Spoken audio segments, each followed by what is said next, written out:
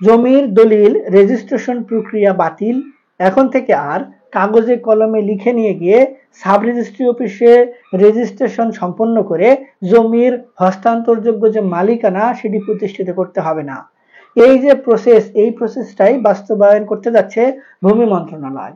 এই প্রসেসটি কিভাবে বাস্তবায়িত হবে এবং ভূমি মালিকরা কিভাবে এই সেবাটি গ্রহণ করবেন কিংবা ভূমি মালিকদের কি করণীয়, আজকের ভিডিওটিতে আমি এই বিষয় নিয়ে বিস্তারিতভাবে আলোচনা করব। তো ভিডিওর বিষয়বস্তু বুঝতে গেলে ভিডিওটি না টেনে সম্পূর্ণ দেখার আমন্ত্রণ রইল।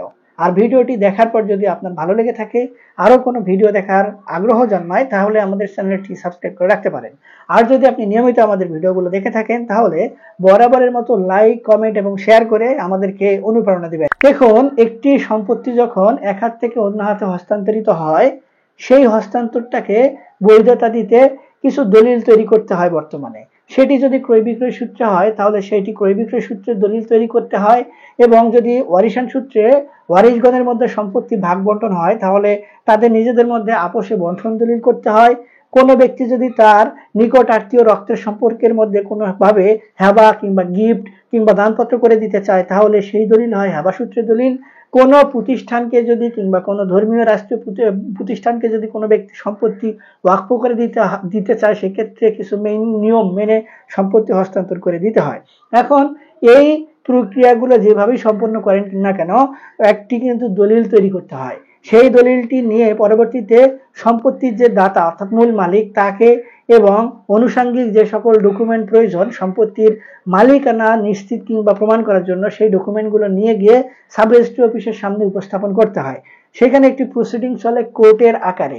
সেখানে একজন রেজিস্ট্রার থাকে, তাকে সাব রেজিস্ট্রার অফিসার বলা হয়। তিনি সেই দলিলপত্র এবং যে ব্যক্তি সম্পত্তি হস্তান্তর করতে আসছেন তাকে জাস্টিফাই করে তারপরে দলিলটি হস্তান্তর করে দেওয়ার মতো কিনা, উপযোগী কিনা সেটি নির্ধারণ করে সম্পত্তি রেজিস্ট্রেশন করে দেয়, এবং পরবর্তীতে যে ব্যক্তি সম্পত্তির গ্রহীতা সেই ব্যক্তির নামে সম্পত্তিগুলো হস্তান্তর করে দেওয়া হয় এবং তাকে ভোগ দখলের অনুমতি দেওয়া হয়। এটি কিন্তু একটি প্রসেস। এই প্রসেসটি শুনতে সহজ মনে হলেও প্রসেসটি কিন্তু অনেক জটিল। সম্পত্তিতে এই দলিল রেজিস্ট্রেশন করতে গেলে অনেক নিয়ম কানুন বালাই দেখিয়ে অনেক সময় সাব রেজিস্ট্রি অফিস থেকে এই দলিলগুলোকে ক্যান্সেলেট কিংবা বাতিল ঘোষণা করে দেওয়া হয়। বলা হয় আপনার এই সম্পূর্ণ হস্তান্তরটা একটি অনৈতিক হচ্ছে কিংবা এটি কোনো জটিলতা রয়েছে, ত্রুটি রয়েছে, যার কারণে এটি রেজিস্ট্রেশন সম্পন্ন করা হচ্ছে না। আবার আপনি যদি একটু টাকা ফাইলের ভিতর গুঁজে দেন, তাহলে আপনার সকল অনিয়মেই তখন নিয়মে পরিণত হয়।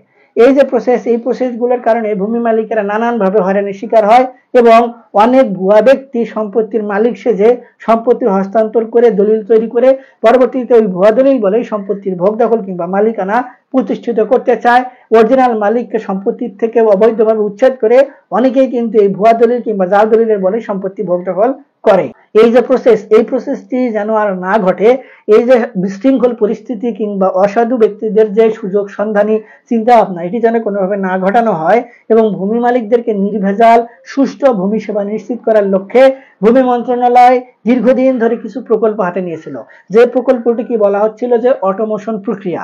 এই অটোমেশন প্রক্রিয়ায় ইতিমধ্যে আমরা দেখছি যে জমির মিউটেশন কিংবা নামজারি এবং সেই নামজারির পরপরই যে হোল্ডিং নাম্বার খুলতে হয়, সেই হোল্ডিং নাম্বার কিন্তু অটোমেশন প্রক্রিয়ায় চলে এসেছে। আপনারা জানেন দীর্ঘদিন ধরে সফটওয়্যার কিন্তু বন্ধ ছিল। এই সফটওয়্যারগুলো ধারাবাহিকভাবে আপগ্রেডেশনের কাজ এবং অত্যাধুনিকভাবে কাজ করার কারণেই কিন্তু বন্ধ ছিল। ইতিমধ্যে সেগুলো খুলে দেওয়া হয়েছে এবং একটি প্রজ্ঞাপন জারি করা হয়েছে। সেখানে স্পষ্টভাবে বলা হচ্ছে যে অটোমেশন প্রক্রিয়ার কারণে সফটওয়্যার জটিলতার জন্য আমরা দুঃখিত, এবং এখন থেকে আপনারা যখন জমির নাম জারি করার জন্য ফি প্রদান করবেন, সেই ফি প্রদানের সঙ্গে সঙ্গে আপনার একটি সিরিয়াল নাম্বার পড়বে। সেই সিরিয়াল নাম্বারটি হবে আপনার খতিয়ান নাম্বার পরবর্তীতে, এবং ওই খতিয়ান নাম্বারটি পরবর্তীতে আপনার হোল্ডিং নাম্বার হয়ে আপনার কাছে ফেরত আসবে এবং আপনি ওই হোল্ডিং নাম্বার ধরে আপনার সম্পত্তির অনুকূলে খাজনা প্রদান করতে পারবেন। এই যে অটোমেশন প্রক্রিয়া, এটি কিন্তু অটোমেটিকলি এখন শুরু হয়ে গেছে। এবং আগে আমরা যে সিস্টেমটি দেখতাম সেটি হচ্ছে আবেদন করে নামজারি করতে হতো, তারপরে সেই নামজারির আবেদনের পরিপ্রেক্ষিতে আপনার একটি খতিয়ান নাম্বার পড়তো, সেই খতিয়ান নাম্বার ধরে আপনার পরবর্তীতে হোল্ডিং খোলার জন্য আবেদন করতে হতো, তারপর একটি হোল্ডিং নাম্বার পড়তো, সেই হোল্ডিং নাম্বার নিয়ে পরবর্তীতে আপনাকে খাজনা দিতে হতো। লং প্রসেস, অনেক দীর্ঘ যানজট, অনেকভাবেই এই অধিদপ্তরের যে ওই ভূমি অফিসগুলো রয়েছে সেখানে ভূমি মালিকদেরকে ধর্ণা দিতে হইতো, ঘুরতে হইতো। যে এই প্রক্রিয়াটা কিন্তু সম্পূর্ণরূপে বাতিল এবং এই যে প্রজ্ঞাপন সহ নতুন অটোমেশন প্রক্রিয়া, এটি কিন্তু এখন সচল হয়েছে এবং ভূমি মন্ত্রণালয় থেকে একটি নতুন করে সফটওয়্যার আপগ্রেডেশন কাজ চলছে এবং সেটিতে বলা হচ্ছে এটি আপগ্রেডেশন হয়ে গেলে জমির দলিল রেজিস্ট্রেশন থেকে শুরু করে একভাবেই 3 ধরনের সেবা ভূমি মালিকরা পাবেন। একটা হচ্ছে জমির দলিল রেজিস্ট্রেশন, জমির পরবর্তীতে অটো মিউটেশন এবং অটো হোল্ডিং নাম্বার এবং খাজনা কতটুকু দিতে হবে সেটি সম্পর্কে বিস্তারিতভাবে ভূমি মালিকদেরকে তথ্য প্রদান করা হবে। এখন যে প্রক্রিয়াটির কথা বলা হচ্ছে সেটি সরাসরি এখন থেকে ভূমি মালিকদের একটি ন্যাশনাল আইডি কার্ড যে প্রদান করা হচ্ছে ডিজিটাল, সেই ন্যাশনাল আইডি কার্ডের সঙ্গে তথ্যগুলো সংযুক্ত করে দেওয়া হবে।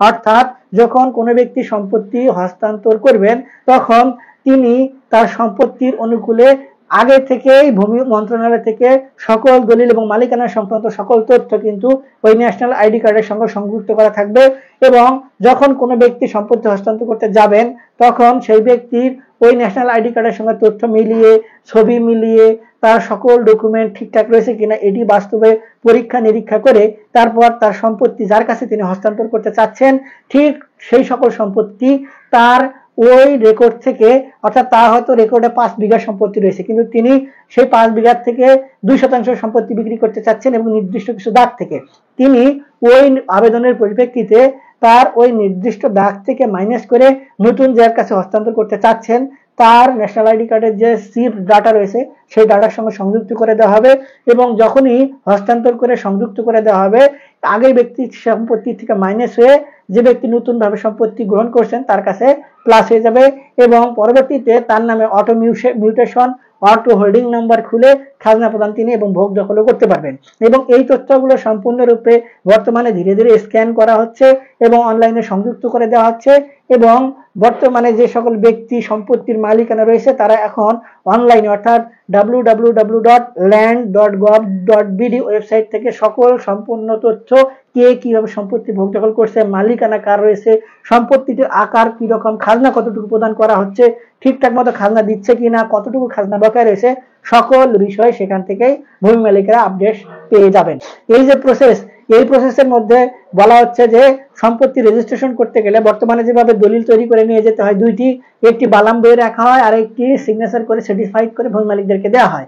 এইটি না করে এখন থেকে ভূমি মালিকদেরকে 3টি দলিল তৈরি করে নিয়ে যাইতে হবে এবং সেই 3টি দলিল শুধুমাত্র প্রমাণ করার জন্য যে মালিক যে ব্যক্তি সেই ব্যক্তি বৈধ এবং সম্পত্তির যে মালিকানাটা হস্তান্তর হচ্ছে ঠিক কতটুকু দাগে হচ্ছে, কার কাছে হচ্ছে এবং কবে থেকে হচ্ছে, কি পরিমাণে টাকার বিনিময় হচ্ছে এই বিষয়গুলো প্রমাণ করার জন্য। তারপরে 3টি দলিল যখন উপস্থাপন করা হবে সাব রেজিস্ট্রি অফিসে, সেখান থেকে একটি দলিল পাঠানো হবে ভূমি অফিসে, ভূমি অফিস থেকে সেই বিষয়টিকে যাচাই বাছাই করা হবে অর্থাৎ যে ব্যক্তি সম্পত্তি হস্তান্তর করে দিচ্ছেন সেই ব্যক্তি আসল মালিক কিনা।